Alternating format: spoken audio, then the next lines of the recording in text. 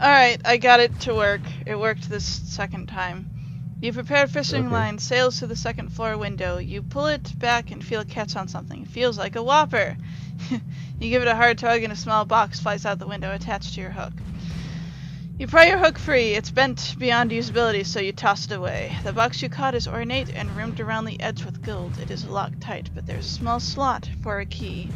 I assume that means use key with box. You insert the clockwork key into the little box and turns with an audible click. The lid of the box opens so you can see that it's a combined music box and jewelry box. Most of the pieces are plastic or imitation, but there is a key hidden among the paraphernalia. You take the key. Cool. Use key in door. You unlock Red's bait and tackle because, cool. Enter shop. The interior of the store is pleasingly lined with Native American paraphernalia, hunting and fishing gear, and general outdoor goods. Tent supplies, hunting rifles, and fishing rods hang from pegs on the wall, and shelves of miscellaneous line one wall. A fireplace dominates the side of the room. It is cold now, but its ashes indicate that there were people here not too long ago. There are a pair of sofas in one corner, and a half-finished game of chess sits on the small coffee table between them. At the back of the room is a counter, with a cash register and a laptop. The laptop appears to be left on. The screen flashes insistently. Use laptop. You move the laptop and see that it's sitting on a screensaver. And move the mouse, the screen pops to log in a prompt. The username A Dexter is autofilled, but the password field is empty. Clicking the hint prompt, it simply reads founding date Innsmouth. Alright, it's the 1798, right? That was it? Yes, I did it. And for the password and watch the screen dissolve to reveal. Congratulations, you completed the second part of the game. Your level code to unlock progress in this section is Black Signal. Thank you for playing, and we look forward to seeing you in game 3.0. Type quit to exit the game. Alright, so now we go to Innsmouth. That's good. Oh, here's the SD card.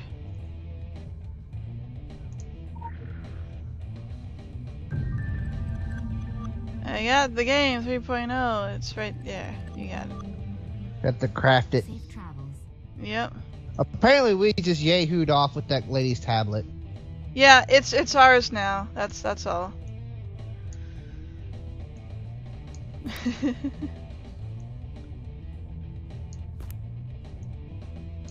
Why can't I put this in the tablet? I don't know. Why can't I put it in my crafting grid? What is wrong with this? Do I have to disassemble it? I have to disassemble it first, and yep. then you put 3.0 in there. Okay. Okay.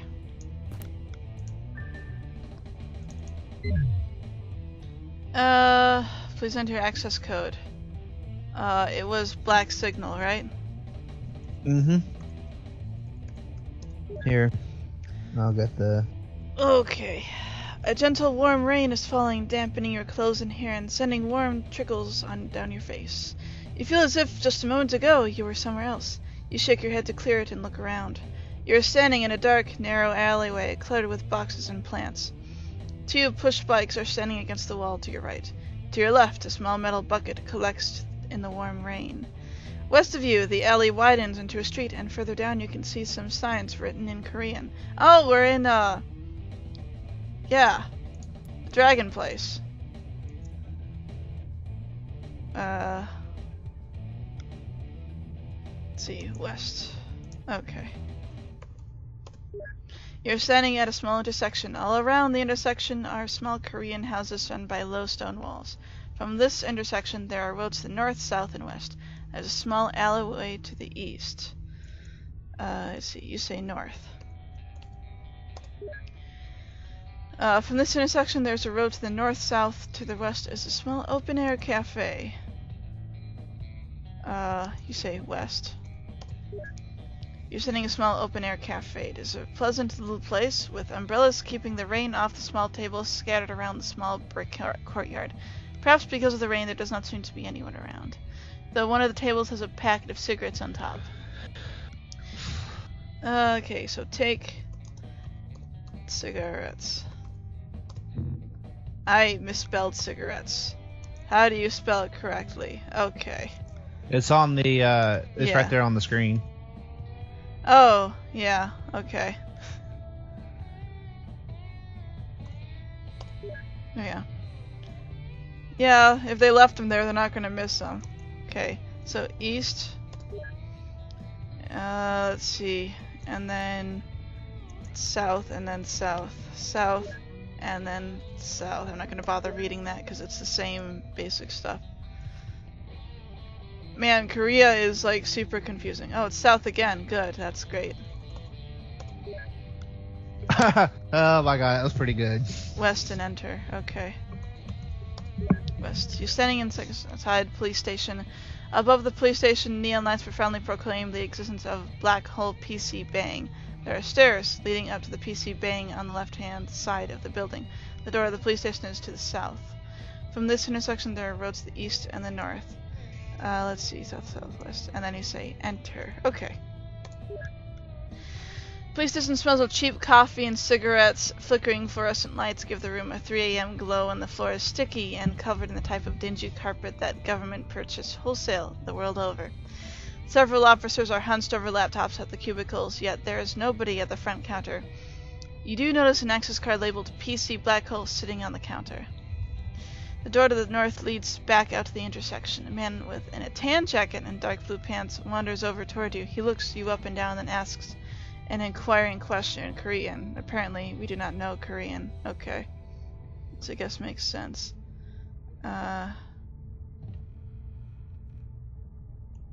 Ooh. Talk. Man. You try your best Korean, but because you don't know any Korean, you say nothing at all. The man does not look impressed. Give cigarettes to man.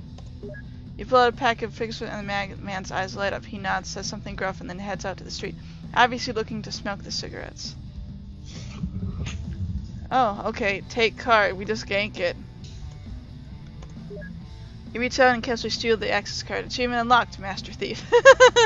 Thanks for that. I appreciate that too. North.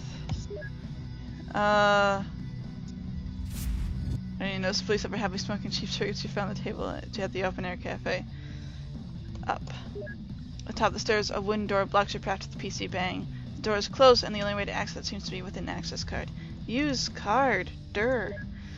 You're standing in a PC Bang, awash in the healthy glow of monitors, arcade machines, and bingo cola dispenser. The sound of fingers on keyboards, mouses being clicked, and men cursing under their breath is soothing. There are about a dozen patrons in the PC Bang. One of them is sleeping with his head on the desk beside his keyboard. You step into the room. A young Korean man in full tracksuit comes over, speaking excitedly. When he realizes that you don't speak Korean, he switches to English. Hey, you can't just come in. This is my place. I'm the pro. You want to play? You gotta show me that you know how. You gotta challenge me. He signals to a young girl who hurries over with a plastic guitar in each hand. She hands one to the man. Oh, we're playing Guitar Hero. That's good. Take guitar. You look at the guitar and it has red, green, and blue and yellow buttons. The game is Guitar Man Stimulates Crowd Orgasm. I am translating, obviously. Just show me what you got. The man points to the nearby monitor and the game begins. Ready? Yes, I suppose. Green. Really? Really? Yeah, but it throws you for a loop if you don't pay attention. Green. Excellent. Star Power has a 20%. Red. Yellow. Oh, it's raining in Korea like it is at my house right now. Oh, I see. Red and yellow. Purple is red and blue. Okay.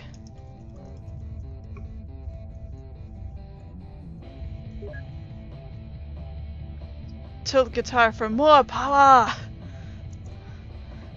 Tilt Guitar.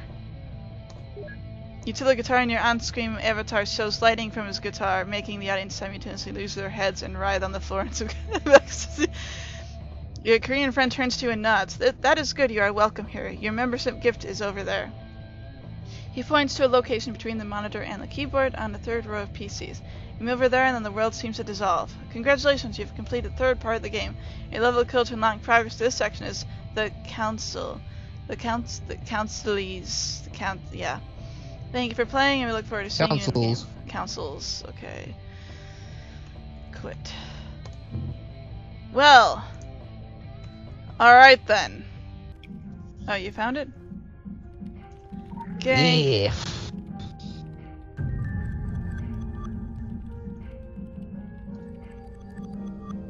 Alright, let's see. This is 2, 4. Oh, that's right. We have to disassemble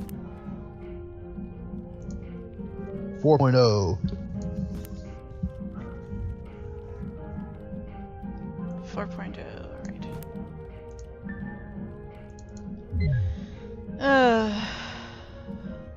It was the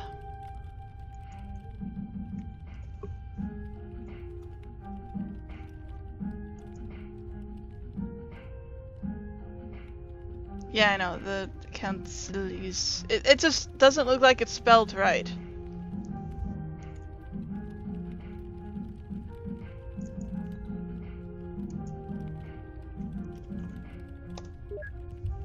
Marketplace. You stumble and blink and suddenly are somewhere else. Around you is a marketplace, lined with small stalls and vendors selling wares.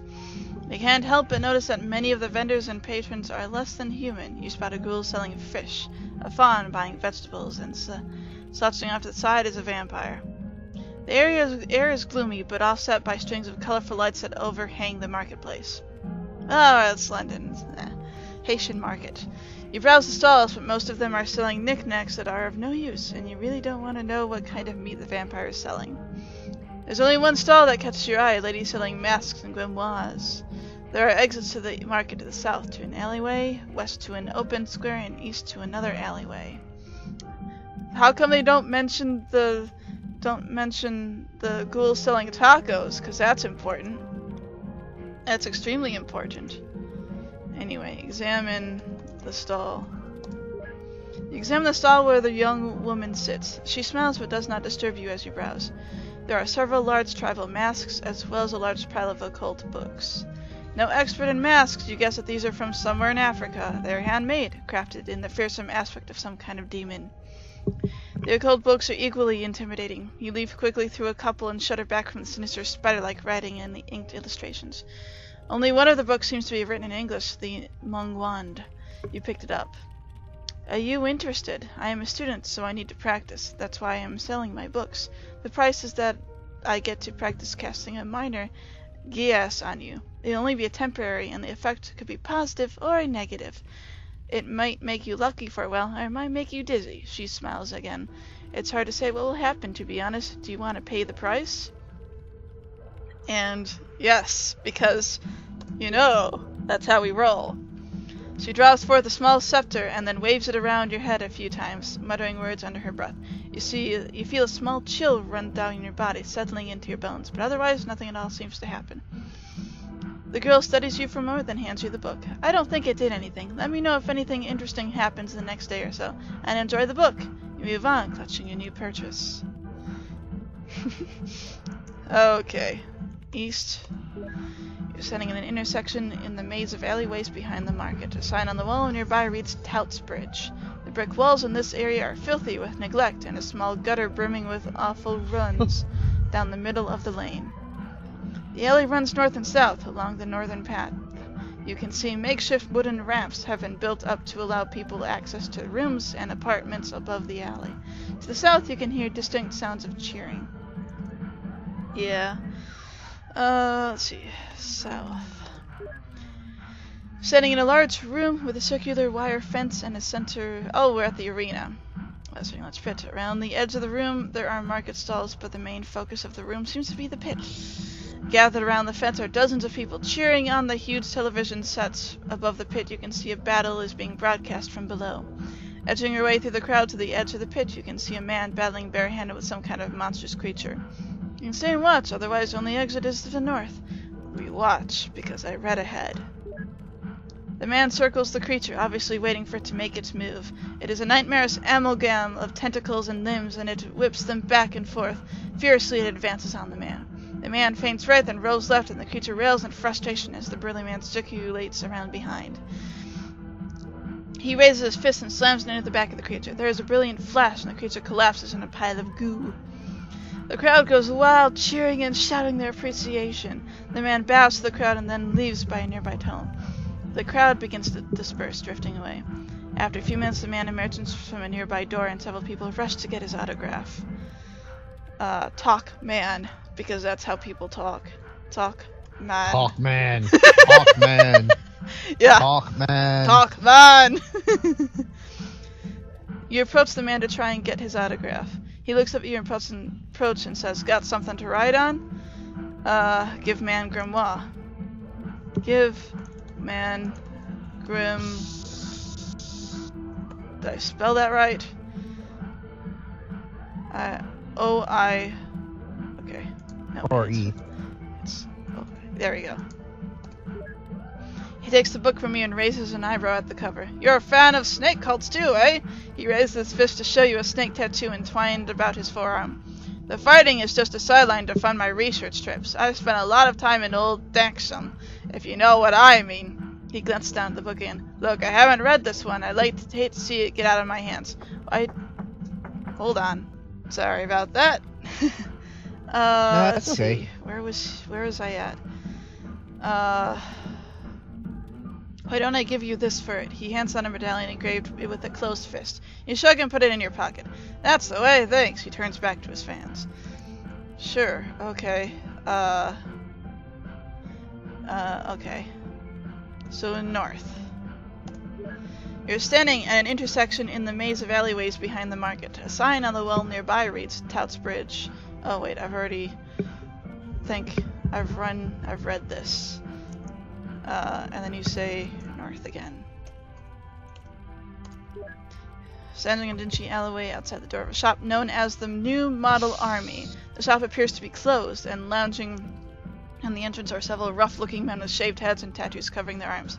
As you approach, one of them stands up and bars your passage down the alleyway. This alley has a toll, mate. We take pounds and packs, cash only.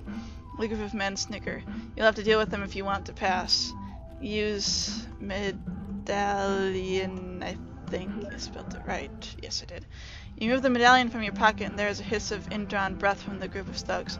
Careful, Roy, warns one of the men. That's an arena champion medallion. Best let this one be if you don't want a thrashing. The thug in front of you steps back to his side, bowing slightly. No offense intended. Hey, maybe you can come back later and show us some stuff. You nod vaguely and move fast down the alley to the north. Ha ha! Lies! The wind to the northeast before making a turn to the north, south, whatever that direction is. I don't know. It says room? Room. The alleyway opens up to a small area with several shop fronts. You can see a sign on the wall here marking this place as the Shades. Most of the shops are closed, their windows boarded over, and there's one store that seems to still be in business. This is called The Penny Dreadful, and the windows are full of exotic comic books and graphic novels. 3 posters capture your interest. Cabal 1928, Journeys Beyond Static, and The Beekeepers. From here, the alley curves off to the northwest. Examine Static. The cover shows a large factory room, and the title reads Journeys Beyond Static. The byline says, prepare to have your expectations reset. As you stare at the words, a very odd feeling seeps into your body. There is a strange doubling sensation. You feel odd, disconnected. What is happening? Oh, a strange doubling sensation. Ha, ha, ha. I get it. That's funny. That's really funny. Look. You are floating in the air above your body, what seems to be standing below you, staring slack-jawed at a comic book cover. Your vision is oddly colorless, and everything seems to be brushed and soft edges. You wonder if this is the effect of the gas, but you have no real way of knowing how to resolve it. You try to move and find that you can float along quite comfortably as long as you concentrate on a direction. Though you feel weaker the further you float from your body. From here you can float to the northwest. So we just lost our body. Alright, we're just gonna leave it right there. Okay, so northwest. You're floating in the air at a small junction. You are at the limit of distance that you can feel you can travel from your body. If you move further to the northwest, you can feel that you will be drawn back by an invisible leash. Showcase it in that direction. So northeast. Northeast. You're floating above some flowing water, which flows away through a grate to the northeast. To the southwest is a crate marked with the Orochi logo. Your path to the crate seems to be clear. Let's see. Open crate with my, psychic powers. You float to the crate. There is a wrenching sensation as the gas ends and your body and mind are suddenly occupying the same space once again. You pat yourself to make sure everything is in the right place, then reach down and open the crate. The world dissolves around you. Congrats, you did the thingamajig. Okay, now I don't know how to get back to my body. If you're playing, look forward to seeing you in the game 5.0. Okay. What are you trying to do? Well, I need to get back to my body. Because when you click on those posters, you die. Oh, or you get really? turned into a ghost. Oh. And my body is somewhere. I don't know how to get to my body. That's definitely a problem.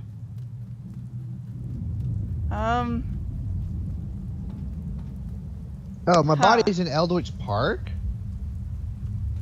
What? That's awkward. I try not to lose my body, but when I do, I lose it real bad.